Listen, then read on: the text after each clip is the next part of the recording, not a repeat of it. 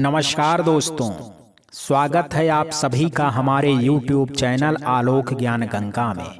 मित्रों, आज जो कहानी मैं आपको सुनाने जा रहा हूँ उसका शीर्षक है बदचलन। बहुत ही शिक्षाप्रद व ज्ञानवर्धक कहानी है मित्रों।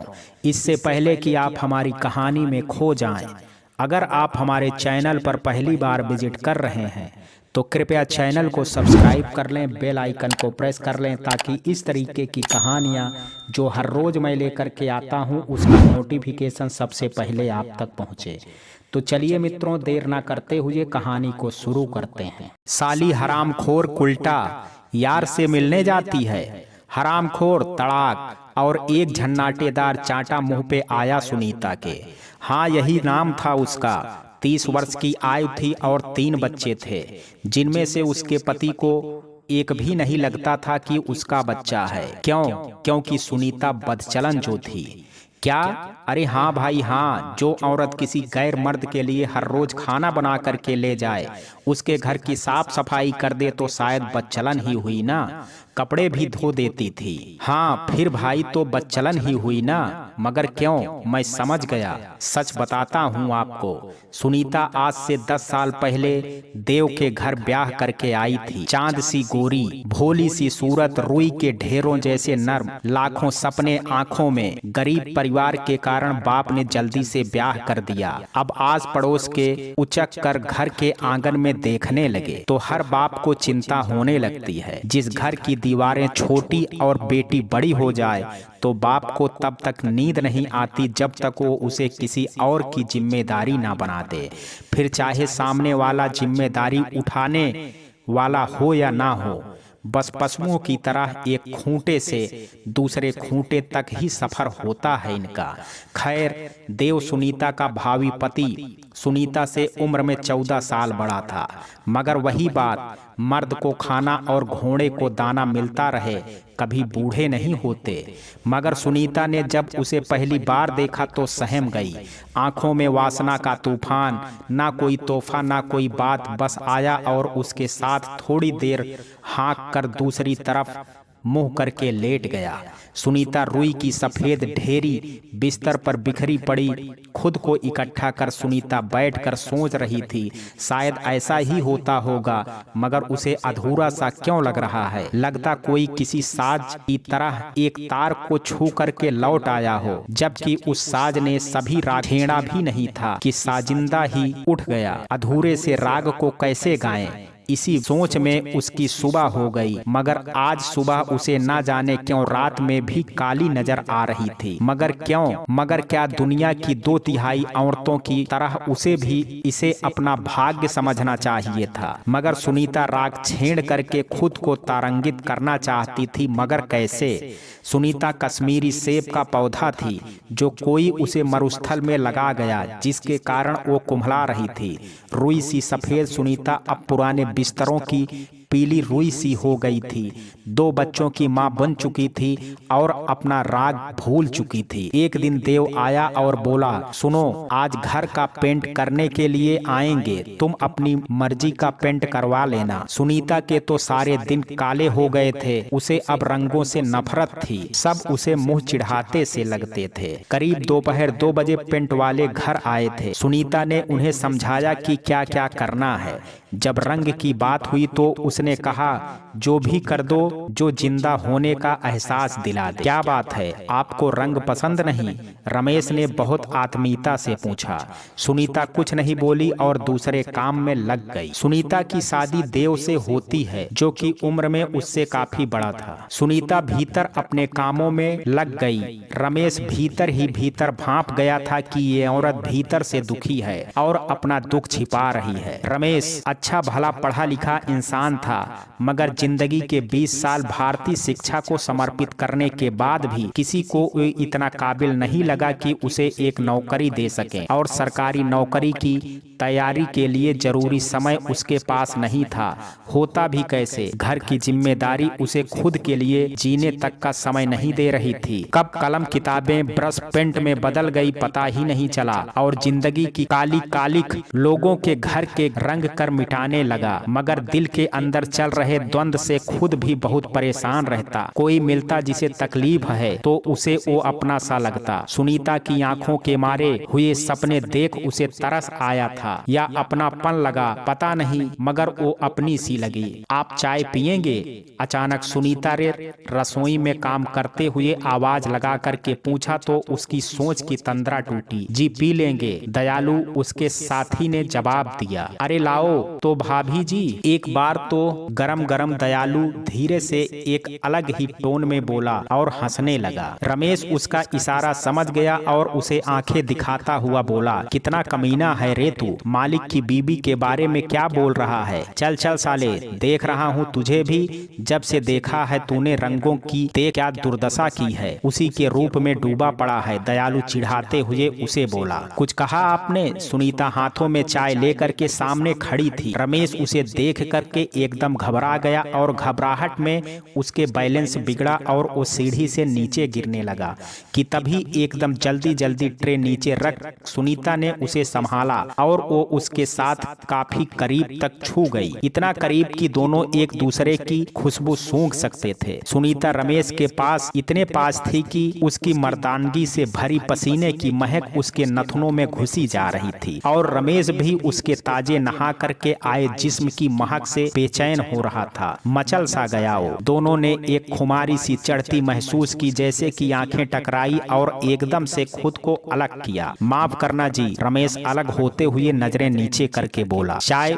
पी लीजिए, सुनीता ने जल्दी से कहा और बाहर निकल गई। दयालु रमेश को देख रहा था और अंदर से जल भून रहा था। काम कर ले साले, अगर नहीं करना तो भाग जा, गिरे जा रहा है साले जानवर से, नैन मटक्का चल रहा है काम की जगह, वो बुदबुदाते हुए कहा। रमेश चुपचाप उसकी बातों को अनसुना करके चाय पीने लगा और सोचने लगा कि क्या तकलीफ हो सकती है, क्यों उसकी आंखों में एक खालीपन सा है। इधर सुनीता भी एकदम से अजीब सा फील कर रही थी। लगता था जैसे किसी ने उसे मरुस्थल में भेज दिया और एक घूंट पानी दे करके पानी छीन लिया हो। उसके अंदर से वो पसीने की महक, वो उसकी मजबूत पकड़, वो उसका पूरा भरा पूरा तगड़ा जिस्म, वो एहसास नहीं निकल रहा था।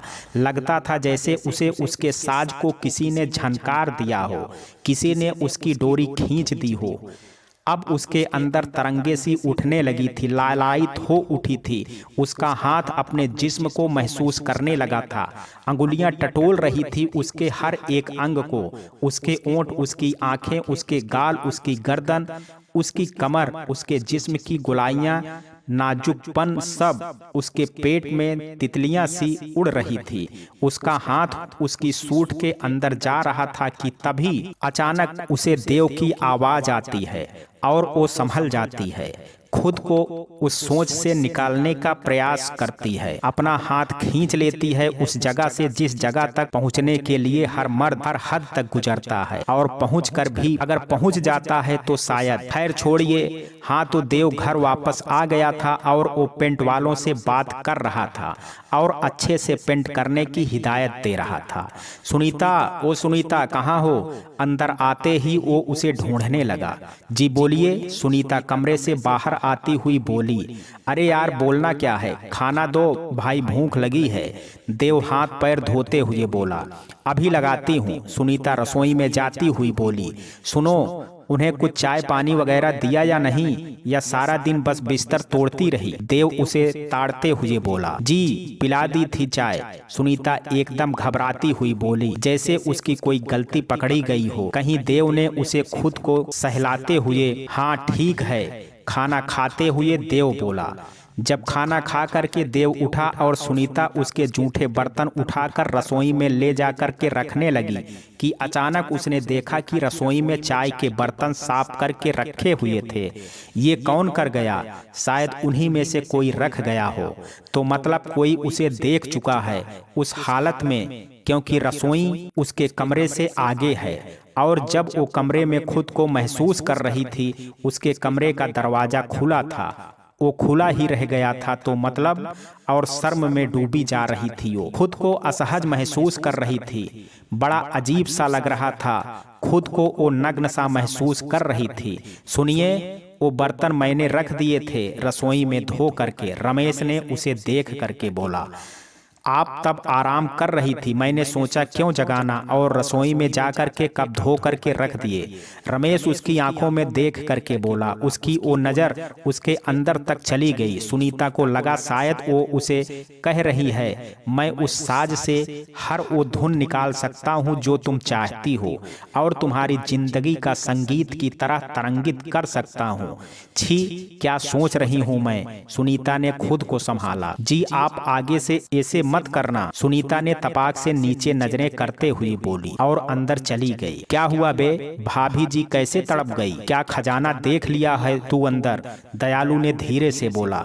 अपना काम करो यार, ज्यादा दिमाग मत चलाओ। किसी की आदत होती है रसोई में नहीं घुसने देते, तुम काम से काम रखो ना, देव उसे डपट लगाते हुए बोला। मगर जिस हालत में आज उसने सुनीता को देखा था वो शून्य हो गया था। उसके सामने वही रुई का ढेर बिखरा पड़ा था।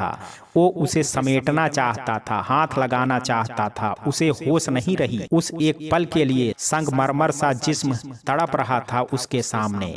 एक भरा पूरा जिस्म खुद को ही टटोल रहा था। बुत बन गया था वो एक पल के लिए। डर भी गया। वो अचानक संभल कर अंदर रसोई में चला गया और फिर धीरे से बाहर आ गया, नजरें झुकाए हुए। दयालु से भी कुछ नहीं बोला, मगर वो पूरा दृश्य उसकी आंखों में नाच रहा था। वो फिर भी सिर झटक झटक कर उससे बाहर निकलना चाहता था, मगर निकल नहीं पा रहा था। रमेश की आंखों से वो दृश्य जा नहीं रहा था। उसका यूं खुद को सहलाना, यूं खुद को महसूस करना उसे अंदर से अजीब सा महसूस करवा रहा था। क्या बात थी जो उसे ये सब करना पड़ रहा था? क्या देव उसे, अरे नहीं नहीं, उसके तो 2 बच्चे हैं, फिर भी वो उसके समझ से सब बाहर हो रहा था। उसका दिल चाह रहा था वो जा करके उससे पूछे कि ऐसी क्या बात है, क्या है मन में आपके? क्या देव आपके भीतर की औरत को शांत नहीं कर पाए? क्या जरूरत है आपको? क्या? लेकिन फिर भी वो चुपचाप अपना काम कर रहा था और कनखियों से सुनीता को देख रहा था।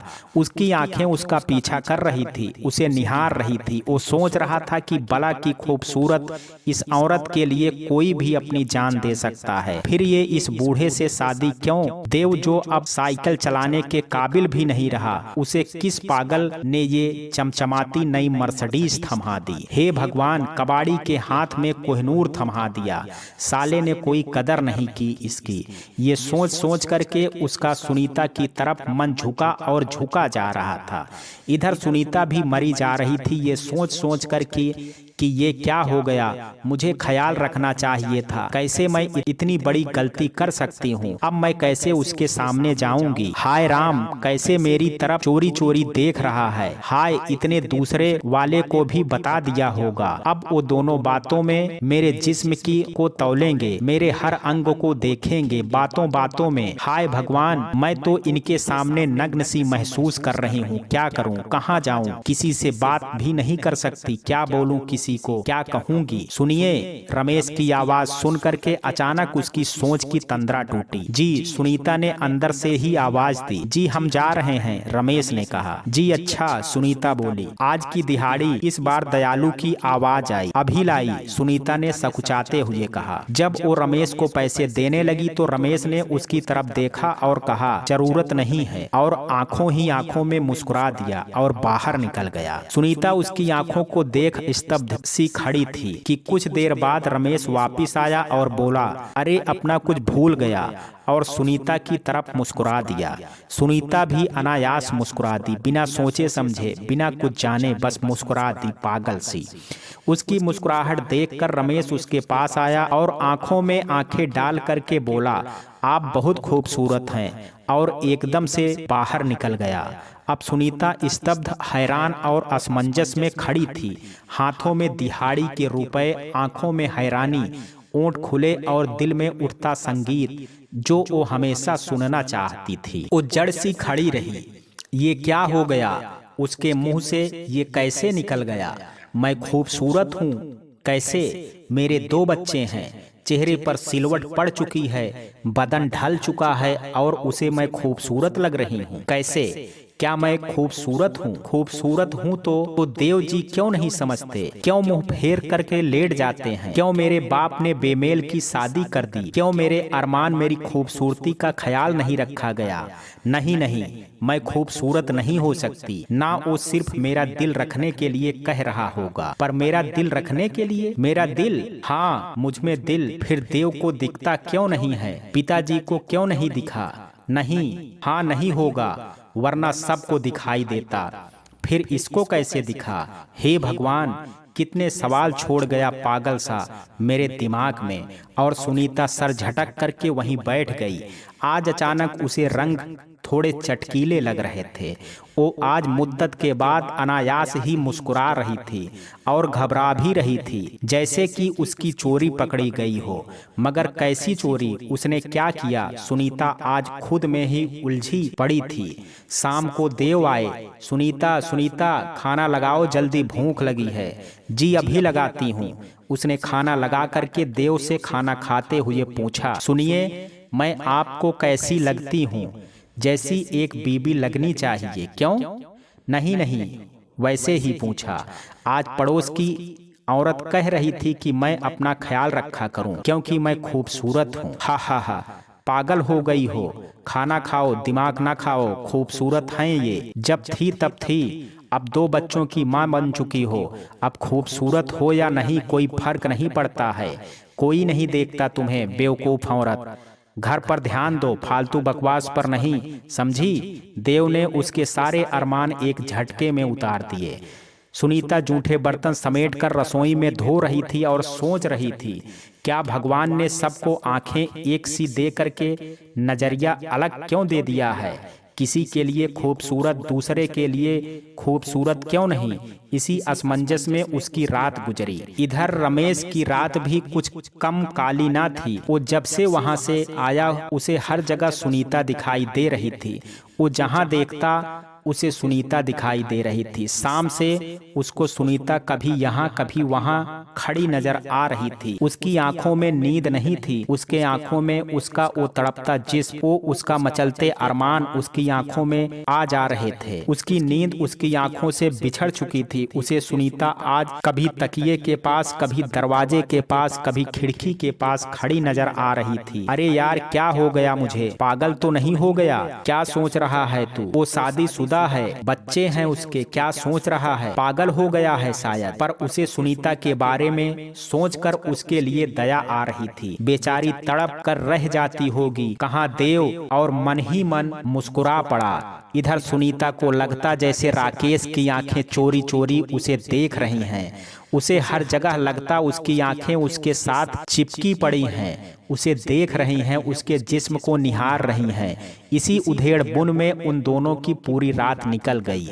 सुबह हुई। आज सुबह बड़ी अजीब थी। शायद बहुत दिनों के बाद सुनीता को लगा जैसे आज सुबह थोड़ी सी ज्यादा चमकदार है। इधर रमेश को भी आज सुबह थोड़ी ज्यादा गुलाबी सी लग रही थी। आज कई सालों बाद सुनीता गुनगुना रही थी, बलम बैरी माने नहीं, रात भर जगावे, माने नहीं मोही सतावे ओरी सखी, बलम बैरी माने नहीं। और आज उसने बाल भी धोए थे। आज उसका चेहरा सूरज की तरह चमक रहा था। रमेश भी आज थोड़ा अच्छे तरीके से तैयार हुआ था। बाल सलीके से खिंचे हुए थे। दयालु ने उसे देखा और बोला, अरे आज रंग ढंग बदल गया है, क्या बात है, दिहाड़ी पर जाना है या ऑफिस में? अरे पागल, ऑफिस में भी तो दिहाड़ी ही होती है, हम तो फिर भी रोज पैसे ले जाते हैं। वो बेचारे तो कभी कभी 2-2 महीने कुछ नहीं पाते, उनसे तो अच्छी है हमारी जिंदगी, रमेश उसे समझाते हुए बोला। इतने बात करते वो अपने काम पर पहुंच गए और अपना काम शुरू कर दिया। तभी देव आया चाय की 2 गिलास लेकर के, और रमेश ने गिलास पकड़े और उसकी आंखें किसी और को ढूंढ रही थी, मगर जिनका दीदार उसकी आंखें करना चाहती थी उसकी तो कोई खबर ही ना थी। बस गुनगुनाने की आवाज आ रही थी और रमेश उस धुन में खोया जा रहा था। आज सुनीता उस संगीत में डूबी हुई थी। शायद रमेश को वो धुन बहुत प्यारी लग रही थी, और जब चाय पी करके वो बर्तन देने के लिए खड़ा हुआ कि तभी सुनीता की 3 साल की बेटी कोमल आ गई और बोली, अंकल मैं ले जाऊं कब? रमेश हैरान हो करके बोला, अरे आप कौन? मैं कोमल, ये मेरा कमरा है, उसने मासूमियत से कहा। अच्छा, आपका कमरा? वाह, फिर तो हम इस कमरे में चांद सितारे भी लगा देंगे। ठीक है, रमेश खुश हो करके बोला। कोमल जल्दी आओ बेटा, भीतर से मीठी सी आवाज आई। जी मम्मी, और कोमल बर्तन उठा करके फुदकते हुए बाहर चली गई और रमेश अपने काम में लग गया। इधर सुनीता ना जाने क्यों बाहर नहीं जा रही थी। सुबह जब वो तैयार हो रही थी तो रह रह करके उसके मन में किसी की आंखें बन जाती और वो अपनी आंखों में शर्म सी आ जाती थी, मगर वो चोरी चोरी से मुस्कुरा भी रही थी और डर भी रही थी, कोई देख तो नहीं रहा है। इतने दिनों बाद आज उसके अंदर एक नवयौवना जैसी भावना आ रही थी। उसे लगा कि वो कभी जवान हुई ही नहीं, पैदा हुई, माँ बाप की इज्जत की जिम्मेदारी मिल गई और फिर सीधा शादी, फिर पत्नी, माँ, बस कभी वो नवयुवती नहीं बन पाई। और आज उसका दिल ना जाने क्यों अजीब सा हो रहा था। एक मीठी सी कसक उसके दिल में उठ रही थी। बाल खींचती वो सोच रही थी कि कहीं वो आंखें देख तो नहीं रही हैं, और साथ में ये भी सोच रही थी कि काश वो आंखें उसे देख रही हों। अजीब सा महसूस हो रहा था, जैसे कभी नहीं हुआ। आज खुद को देखने में भी लजा रही थी। मगर जब रमेश आया तब सारा कुछ किया धरा रह गया। हिम्मत ही नहीं हो रही थी उसके सामने जाने की। वो अब नहीं चाह रही थी कि वो खूबसूरत लगे। अरे शादीशुदा है, 2 बच्चों की माँ है, कैसे वो खूबसूरत लग सकती है? और देव, उनको जब नहीं लगता तब नहीं हूँ मैं खूबसूरत। ये मर्द तो दूसरे की बीबी को वैसे भी बढ़ा चढ़ा करके बताते हैं, बस इन्हें आता क्या है औरतों को ठगने के अलावा। नहीं, मैं नहीं आऊंगी आज सामने। और लिपस्टिक पोंछ दी, बाल बिखरा दिए और काजल की डिबिया रख दी जो आंखों में लगाने के लिए उठाई थी। जब वो उठ रही थी तब उसकी नजर खुद पर पड़ी। हजारों दफा देखा था उसने अपने एक को आईने में, मगर आज वो खुद पर फिदा सी हो रही थी। उसे पता नहीं था कि वो नजर की घायल हो चुकी थी, बस खुद को संभालने की कोशिश कर रही थी। मगर वही बात है ना, आंखों से भी हो जाता है इश्क साहब, कोई नजर भर के पहले देख तो ले। और सुनीता को उस नजर से देखा जा चुका था, जिसका असर सुनीता पर धीरे धीरे हो रहा था। सुबह की चाय उसने देव के हाथों भेज दी, बर्तन बेटी के हाथ मंगा लिए। दोपहर को भी सामने नहीं आई, बस चाय बना करके बाहर रख दी और भीतर जा करके आवाज लगा दी, चाय तैयार है। अंदर से दरवाजा बंद कर दिया। पता नहीं उसे नहीं देखना चाहती थी या खुद सामने नहीं आना चाहती थी। रमेश भी हैरान था, आज क्या हुआ? भाभी जी सामने ही नहीं आई, शायद कल वाली बात पे नाराज हो गई होंगी। मैं भी पागल हूँ ना, वहाँ काम कर रहा हूँ, जहाँ काम कर रहा हूँ वहीं। छी, और वो आज चाय लेने अंदर ही नहीं। क्यों बे, क्या बात, चाय नहीं पिएगा? दयालु उसे बोला। तुम पियो, ये बोलकर रमेश अपने काम में लगा रहा।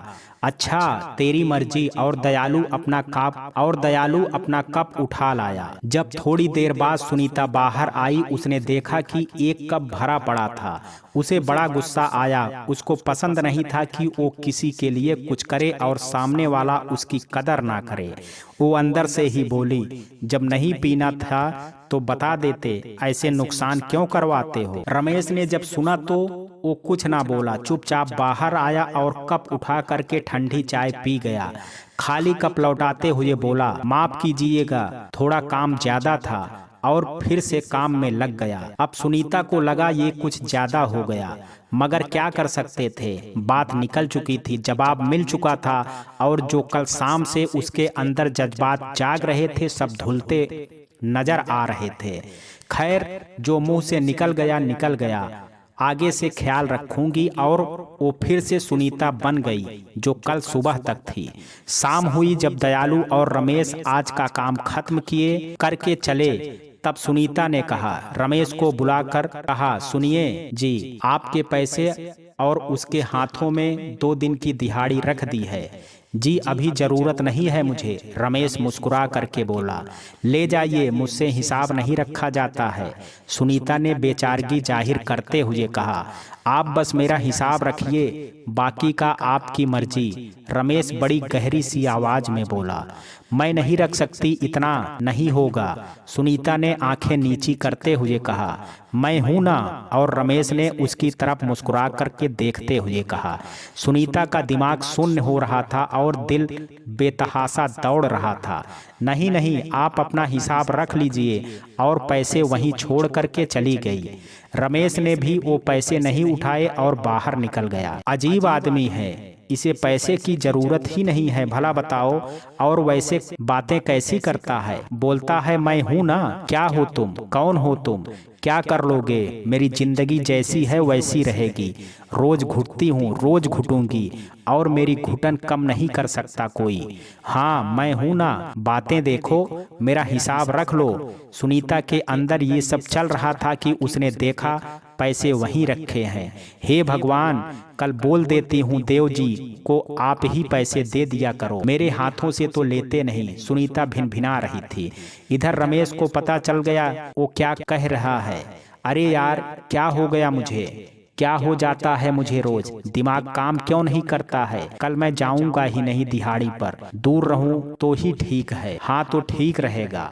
उस रात जब देव जी आए तो सुनीता ने आज के बारे में कुछ नहीं कहा।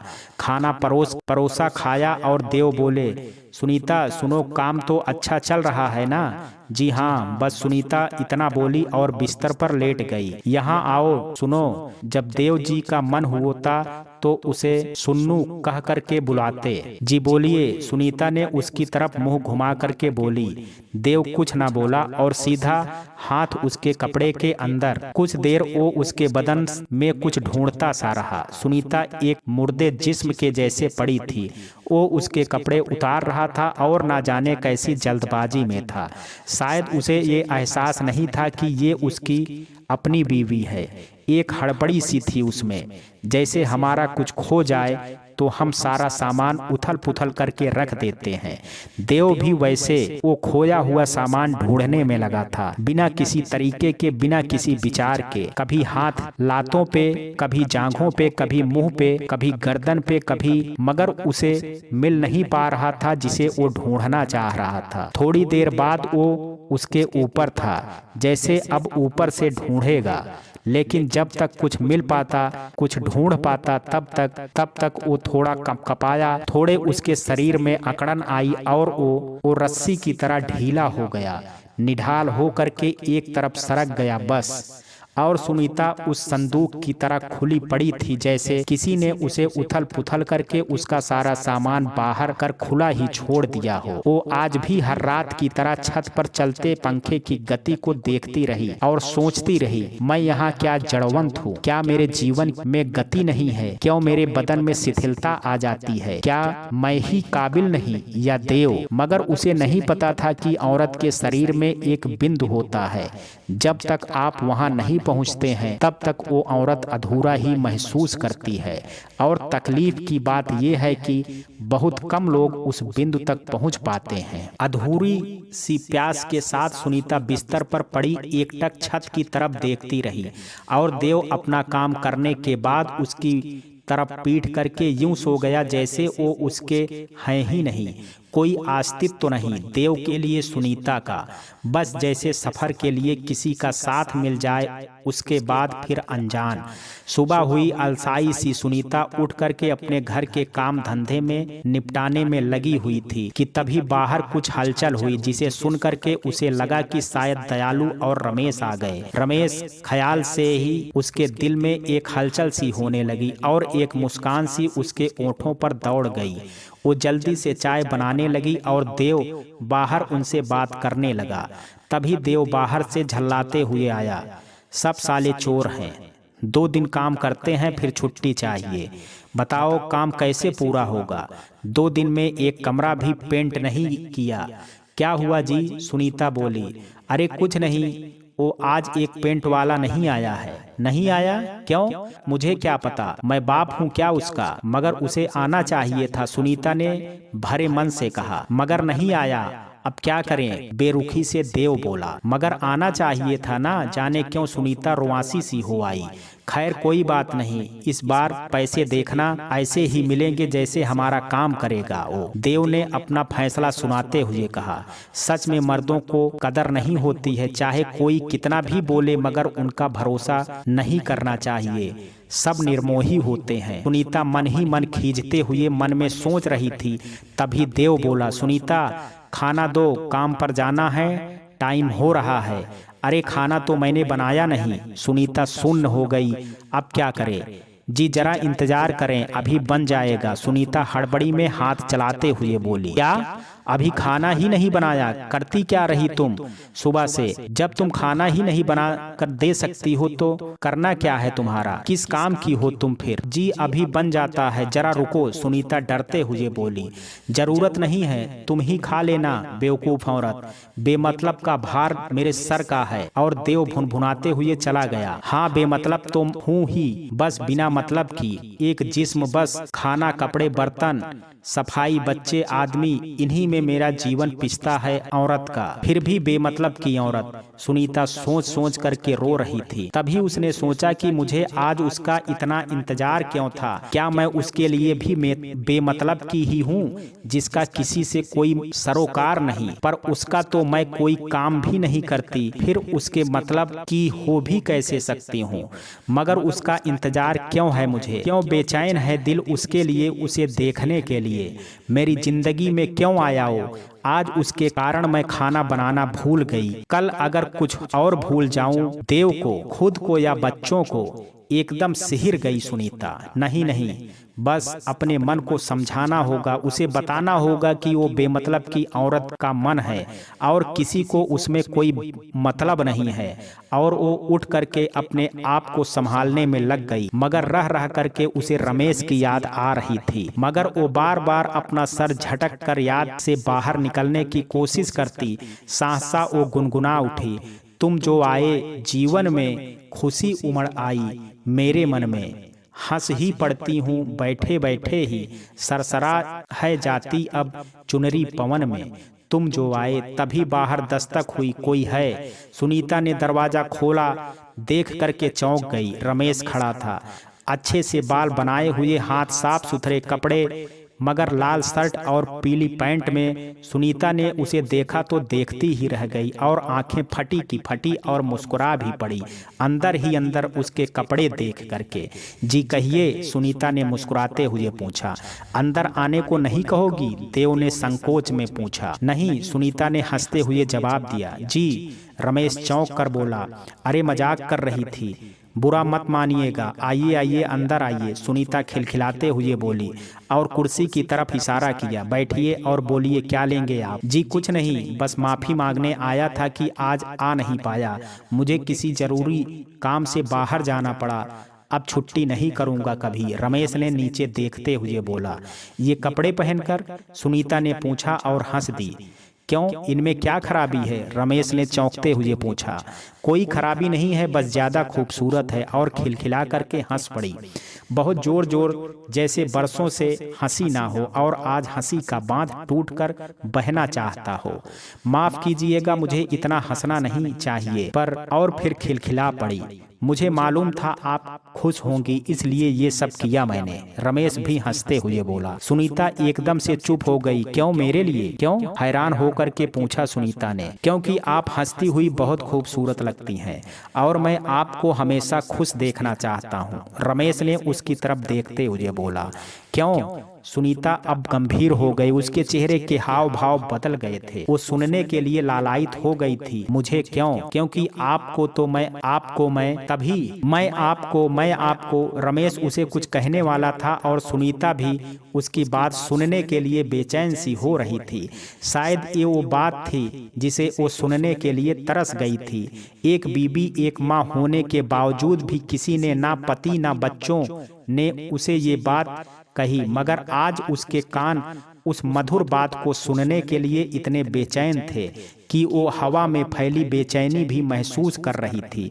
वो रमेश की हिचकिचाहट भी महसूस कर रही थी। उसकी दिमाग में उठता शोर भी उसे सुनाई दे रहा था। उसे दिल की धड़कन भी रेस में दौड़ते घोड़ों की थापों से भी तेज धड़क रही थी। और वो इस सारे शोर के बावजूद वो बातें सुनने के लिए बेचैन हो रही थी कि तभी दरवाजे की घंटी बजी। रमेश के ओंठ बंद हो गए, आंखें नीचे झुक गई, शरीर हालात को भांप संभल गया और माथे पर पसीना छलक कर आ गया। सुनीता उस बेचैनी से अभी बाहर नहीं आई थी। वो अभी भी उस बात को सुनने के लिए तड़प रही थी। बताएं ना, क्या कह रहे थे? सुनीता ने बड़ी अधीरता से नॉर्मल दिखते हुए पूछा। जी बस कुछ नहीं, कह रहा था कि उसके होंठ खुले। सुनीता सुनने के लिए और तैयार हुई कि फिर से दरवाजे की घंटी बजी। शायद कोई आया है, अब मुझे भी चलना चाहिए, रमेश ने उठते हुए कहा।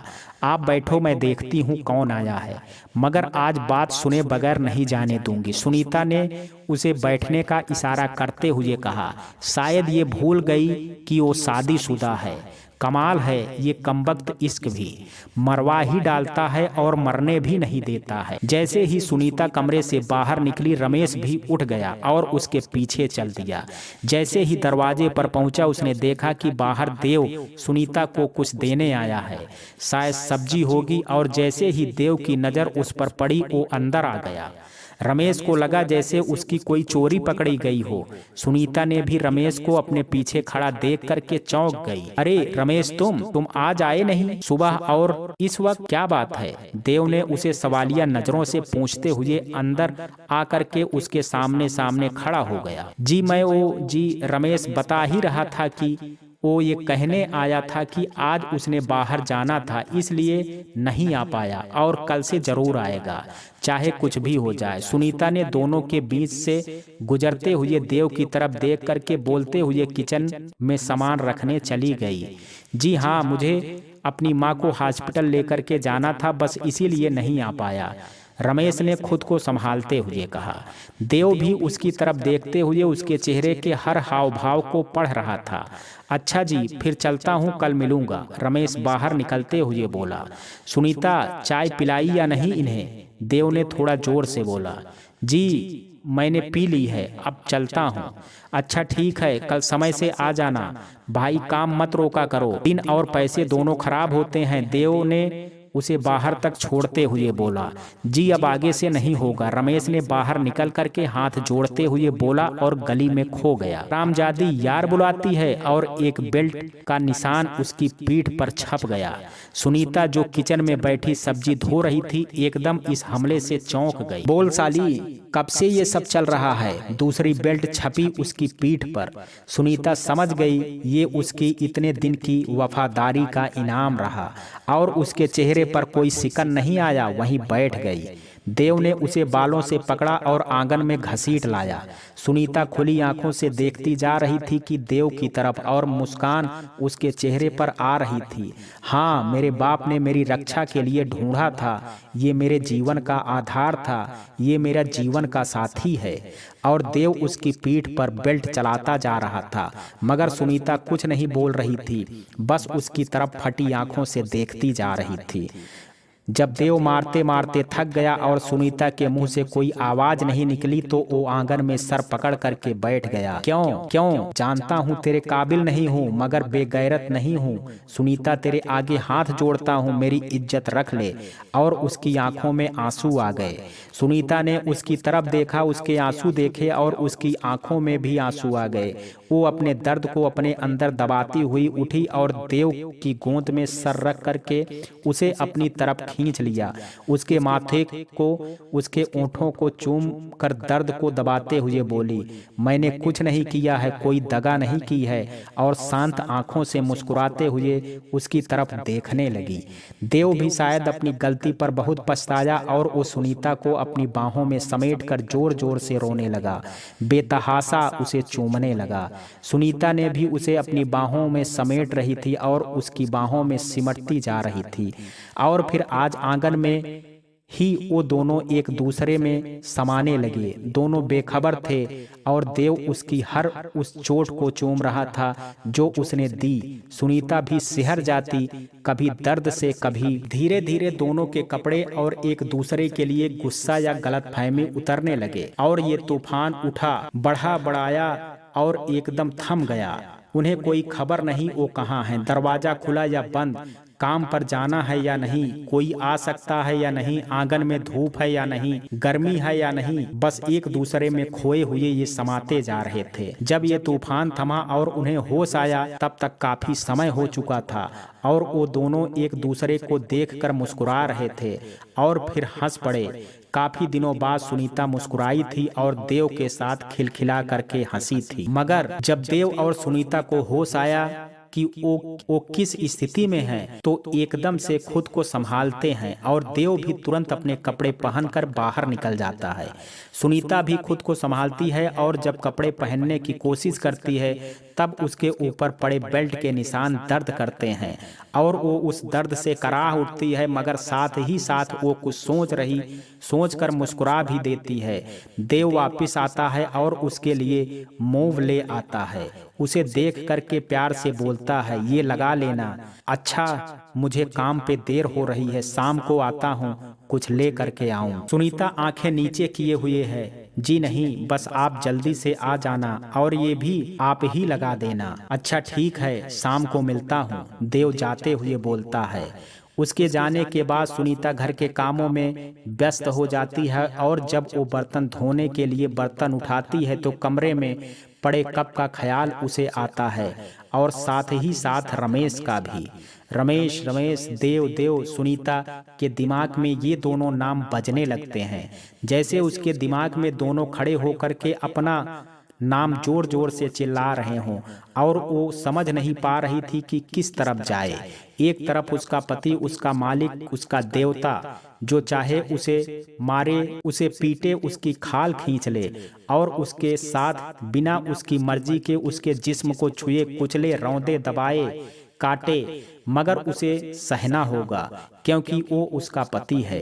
दूसरी तरफ रमेश, जिसने अभी मुझे सामने से नजर भर के भी नहीं देखा, उसे छुआ तक नहीं, उसे चूमा भी नहीं, फिर भी उसकी नजरों में उसे अपने लिए इज्जत, प्यार, मोह दिखाई देता है, जो उसे अभी भी आज तक किसी मर्द की आंखों में नहीं दिखा।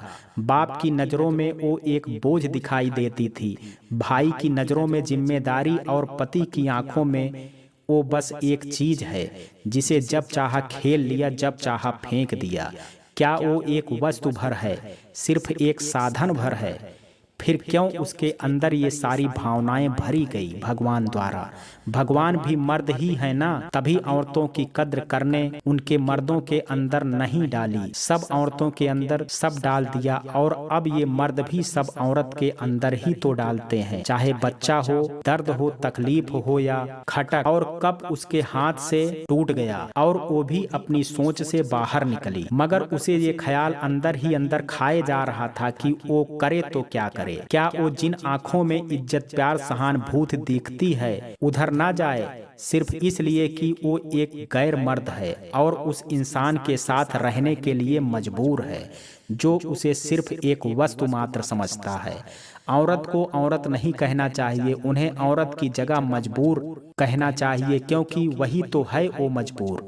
शादी से पहले बाप की इज्जत के लिए मजबूर, फिर पति की इज्जत के लिए मजबूर, फिर बच्चों के लिए मजबूर, फिर मरने के समय खत्म होती सांसों से मजबूर। जब से पैदा हुई तब से मरने तक एक औरत, एक लड़की और कुछ हो ना हो पर मजबूर तो हमेशा रहती है। ये सब बातें उसके दिमाग को पागल बना रही थी। क्या जरूरत है सुनीता ये सब सोचने की? आज तक क्या हुआ? कुछ नहीं ना। तो अब क्या हो जाएगा? बसा बसाया घर उजड़ जाएगा, ये अच्छी बात नहीं। क्यों क्यों अपने बच्चों की जिंदगी बर्बाद करने के लिए तुली हो? क्या हो जाएगा अगर कोई तुझे जरा सी इज्जत दे देगा? फिर क्या होगा? रहना तो उसी हवस भरी नजरों वाले के साथ है, फिर क्या मिल जाएगा? सुनीता ये सारी बातों को खुद को ही समझा रही थी कि अचानक एक अक्स उसके सामने आकर के खड़ा हो गया। बिल्कुल उसकी तरह लग रहा था। तुम कौन हो? मैं सुनीता हूँ। मुझे नहीं जानती क्या? नहीं, मैंने तो तुम्हें कभी नहीं देखा। मैं तुम्हारे अंदर थी पर मैंने तो कभी नहीं देखा। इसे देखने की जरूरत भी नहीं है। अचानक एक और अक्स सामने खड़ा हो गया जो हूबहू पहले वाले ही जैसा था। अब तुम कौन हो? मैं भी सुनीता हूँ जो हमेशा तुम्हारे साथ थी। तुम अगर साथ थी तो ये कहाँ थी? उसने पहले वाले अक्स की तरफ इशारा करते हुए कहा। मैं तुम्हारे दिल में थी, तुमने कभी अपने दिल में देखा ही नहीं, इसलिए मैं नहीं दिखी कभी। पहले वाले अक्स ने कहा। अरे आजकल दिल को कौन देखता है, सब दिमाग की बात करते हैं। जहां मैं रहता हूं, दूसरे अक्स ने कहा। तो तुम जैसे आज बाहर आ गई? पहले वाले अक्स से मुखातिब होकर के सुनीता ने पूछा। क्योंकि मुझे बुलाया गया। किसने बुलाया? सुनीता ने आधीर होकर के पूछा। दो प्रेम भरी नजरों ने, जिन्होंने सालों से बंद पड़े दिल के दरवाजे पर बहुत देर तक दस्तक दी और मुझे बाहर आना पड़ा। जैसे आई हो वैसे चली जाओ। वो नजरें फरेब हैं, धोखा है, चाल है। दूसरे अक्स ने खींचते हुए कहा। चाल, फरेब, धोखा दिमाग वालों का काम है, दिल का नहीं। और वो नजरें दिमाग से नहीं दिल से निकली थी और दिल को ही लगी। पहले वाले अक्स ने मजबूरी में कहा। सुनीता ये तुम्हें बहका रही है, तुम्हें अपने अस्तित्व को खोने पर मजबूर कर रही है। दूसरे अक्स ने कहा। अस्तित्व दिल से ही खोजे जाते हैं, ना कि दिल को दरकिनार करके, पहले अक्स ने जोर दे करके कहा। सुनीता दुनिया की सोचो, सब क्या कहेंगे, देव जान ले लेगा। दूसरे अक्स ने कहा। सुनीता अपना भी सोचो, वैसे भी कौन सा देव तुम्हारे लिए पलकें बिछाता है? वो क्या उसके लिए दिन में चूल्हे के आगे, रात में उसके आगे भी ऐसे सिर झुकाए झुकी रहने वाली एक वस्तु है। पहले अक्स ने जोर देते हुए कहा। सुनीता दिमाग की सुनो। दूसरे अक्स ने कहा। सुनीता दिल की सुनो। पहले ने कहा। सुनीता दिमाग की, सुनीता दिल की, दिमाग की, दिल की। ऐसे करते करते दिमाग की, दिल की। सुनीता ने कानों पर हाथ रख लिए और नहीं कहते हुए आंखें बंद कर ली। मैं किसी की नहीं सुनूं। सुनीता खुद को खुद की कैद से आजाद करने के लिए तड़फड़ा रही थी। उसने बोल तो दिया कि वो अपने लिए जिंदगी जिएगी, मगर कैसे, ये अभी तक तय नहीं कर पाई। वो क्या अपनी जिंदगी के लिए, अपने आत्म स्वाभिमान के लिए जिएगी या दूसरों की खुशी के लिए? ये बात उसे अभी तक समझ नहीं आई। दूसरों के लिए जीने के बावजूद भी उसे अभी तक क्या मिला? एक बेचैनी, एक अधूरी सी चाह, एक करवटों में बीतती रात, या फिर एक जिलजिली सी चादर जो तब ओढ़ती है जब देव उसके ऊपर सवार होता है, जिसकी घृणित सी गंध से उसे उबकाई आती है, उसे तकलीफ होती है, मगर इस जिलजिली चादर के ओढ़ वो शरीफ बन जाती है। एक सुघड़ गृहिणी और मान मर्यादा वाली स्त्री बनकर के दुनिया के सामने आती है। तमाम उन औरतों की तरह जो आज भी उस गंधीली सड़ी हुई चादर को सिर्फ इसलिए ओढ़ती हैं ताकि दुनिया उन्हें एक आदर्श औरत कह सके। लेकिन इस खिताब को पाने के लिए वो अपनी पूरी जिंदगी उस चादर के नीचे ही बिता देगी, जहां तार तार होता है उनका दिल, छलनी होता है उनका जिस्म। उस चादर के नीचे हर रोज वो तड़पती है, सुबकती है, चीखती है, लेकिन इस चादर के ऊपर वो खुश होने का दिखावा करती है, एक सुघड़ गृहिणी और मान मर्यादा में बंधी औरत का। शाम को जब देव आए तो आज वो खुश था और उसके हाथ में सुनीता की पसंदीदा मिठाई थी, मोतीचूर के लड्डू। सुनीता को क्या पसंद है क्या नहीं है ये खुद सुनीता को भी कभी नहीं पता चला। बस एक दिन उसने ऐसे बैठे बैठे ही बोल दिया कि आज मुझे मोतीचूर के लड्डू खाने का मन हो रहा है। तब से देव ने मान लिया कि ये उसकी पसंदीदा होगी मिठाई। आज वो सुनीता को देख देख कर मुस्कुरा भी रहा था और उसे आने बहाने से उसे यहाँ वहाँ हाथ भी लगा रहा था। एक बार तो उसने खाना बनाती हुई सुनीता को पीछे से जा कर के पकड़ लिया और चूम लिया।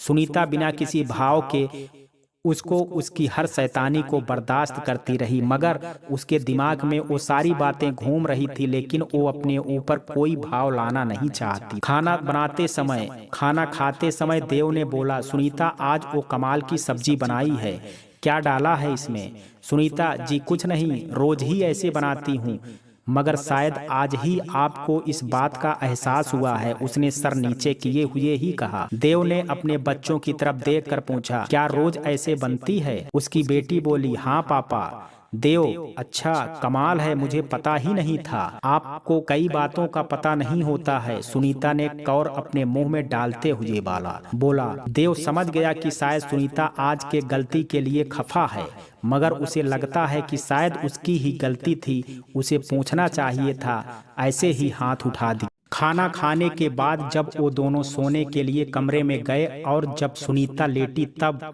देव की अंगुलियां फिर से उसे टटोलने लगी कि अचानक सुनीता ने देव का हाथ थाम लिया और उसके हाथ को धीरे से चूम करके उसको वापस देव की छाती पर रख दिया। देव हैरान हो रहा था, उसे समझ नहीं आ रहा था, क्योंकि सुनीता ने हाथ झटक कर नहीं चूम करके दूर किया था। झटके जाने का मतलब वो समझ सकता था, मगर चूम कर हाथ अलग कर देना ये क्या था? उसने तुरंत सुनीता को अपनी तरफ खींचा और पूछा, क्या हुआ? हमेशा कुछ हो ये जरूरी है? सुनीता ने उसे देखते हुए पूछा। देव को ये गहरी बातें समझ नहीं आती थी और सुनीता खुद को खुद में ही समेट लेना चाहती थी, इसलिए वो बहुत प्यार से हर चीज से दूर हो रही थी और इस रात के बाद शायद नए सवेरे के लिए खुद को तैयार कर रही थी। सुनीता अपनी जिंदगी के नए फैसले के लिए खूब सोचती। पूरी रात सुनीता की उन आंखों में गुजर जाती जिन आंखों से उसने दुनिया का हर रंग देखा, जिन आंखों से उसने बदलती दुनिया का हर बदलाव देखा और उसने जिन आंखों से दुनिया की हर वो बेड़ी देखी, उसी दिन औरत के पैर में डाल दी जाती है जब वो अपनी माँ के पेट से बाहर आती है। सुनीता सोचने लगी कि शायद उस बेड़ी का दर्द ही होता होगा जो पैदा होते ही बच्चा इतना रोता है, मगर लोगों को लगता है कि माँ का पेट से निकल कर रोता है। अचानक सोचते सोचते उसका हाथ अपने पैरों पर चला गया। वो छू करके देखना चाहती थी उन बेड़ियों को जो जन्म से ही एक औरत के पैरों में बांध दी जाती है और सारी उम्र वो इन्हीं बेड़ियों के साथ अपनी जिंदगी घसीटती हुई चलती है। जब आदमी औरत का मजा ही लेता तो आया है आदमी औरत का, जैसे वो कोई स्वादिष्ट पकवान हो, तभी तो जीभ मारता है उसके पूरे बदन पर। छी, अगर कभी वो गर्मी में थकी मांदी पसीने से तरबतर बैठ जाती है तो देव कहते हैं, सुनीता जाओ जा कर के नहा लो, कितनी गंध आ रही है पसीने की। और रात को उसी पसीने से तरबतर जिस्म को जीभ से छी, सुनीता को उपकाई सी आ गई। हाँ, तो वो सोच रही थी, जब आदमी औरत के जिस्म के पाने के लिए उसके जिस्म के सारे कपड़े उतार देता है तो उसकी ये बेड़ी क्यों नहीं उतारता? क्या उसे दिखाई नहीं देती या इसे नज़रअंदाज कर देता है? जब वो उसके पैरों को अपने पैरों से रगड़ता है तो उसे महसूस नहीं होता ये बेड़ी? हाँ, यह महसूस होने के बाद भी अनजान बना रहता है। उसे औरत के आराम से ज़्यादा अपना सुख चाहिए। कितना मतलबी है ये आदमी। अचानक उसकी सोच की तंद्रा टूटी। उसे महसूस हुआ जैसे कोई फिर से उसे छू रहा है। हाथ उसके कंधे से सरकता हुआ उसकी गर्दन से आगे आगे उसके गालों को सहलाते हुए उसकी छातियों में घूम रहा था। उन्हीं पर जिन्हें इंसान पहले अपने पेट की फिर अपने जिस्म की भूख मिटाने के लिए पकड़ता है। कितना अजीब है, एक औरत का जिस्म, कुदरत ने उसे उसके जिस्म में भी कुछ उसका नहीं दिया। आंखें दी उनमें शर्म हया रखने के लिए, जुबान दी सिर्फ जी हाँ कहने के लिए, ओंठ दिए आदमी के चूसने के लिए, कोख दी किसी के बच्चा पैदा करने के लिए। बाकी मुझे कुछ कहने की जरूरत नहीं है, सबको पता है। देव की अंगुलियां उसके अंदर से टटोल रही थी। कुछ सुनीता ने कोई हरकत ना की और फिर अचानक जब देव ने उसे अपनी तरफ खींचा तो सुनीता ने उसकी तरफ मुड़ करके देखा और उसे देव की शकल में समाज नजर आया और वो उसकी तरफ बढ़ता जा रहा था, उस पर हावी होने की कोशिश करता जा रहा था, उसे हर रोज की तरह रौंदना चाहता था, उसके ऊपर सवार हो करके उसे उसकी औकात दिखाना चाहता था। सुनीता ने मुंह फेर लिया और उसका हाथ अचानक देव के उस हिस्से पर चला गया जो सिर्फ चंद मिनटों के लिए ही तन करके खड़ा होता है, उन खोखले रिश्तों की तरह जो सिर्फ मतलब के लिए ही आते हैं और जब मतलब पूरा हो तो यूं ही गायब हो जाते हैं जैसे कभी थे ही नहीं। सुनीता ने उसे पकड़ा और उसे यूं ही झकझोरा कि चंद मिनटों में वो एक मरी चूहिया की तरह उसके हाथों में था। देव तुरंत निढाल हो गया और वो एक तरफ लुढ़क गया। सुनीता को अपनी जिंदगी के उस दर्द का जवाब मिल गया था। उसे पता चल गया था कि वो उसे इस खोखले समाज को अपने हाथों से ही झकझोरना होगा, तभी तो वो उसको काबू में करेगी और तभी वो अपने असली रूप में होगा, ना कि भौंडे की खोखले में होगा। आज की सुबह सुनीता के लिए नया सवेरा लेकर के आई थी और वो इस नए दिन के लिए खुश थी। उसने ठान लिया था वो हर एक बेड़ी काट करके आगे बढ़ेगी और हर उस चीज से उठेगी, उस चीज से ऊपर उठेगी जो उसे नीचे झुकाने के लिए मजबूर करते हैं। तो मित्रों, ये कहानी आपको कैसी लगी, आप अपनी राय मुझे कमेंट बॉक्स में जरूर दीजिएगा। वीडियो अगर पसंद आया हो तो वीडियो को लाइक, शेयर और चैनल को सब्सक्राइब करना ना भूलें। कल मिलते हैं एक नई कहानी के साथ, तब तक के लिए जय हिंद, जय भारत।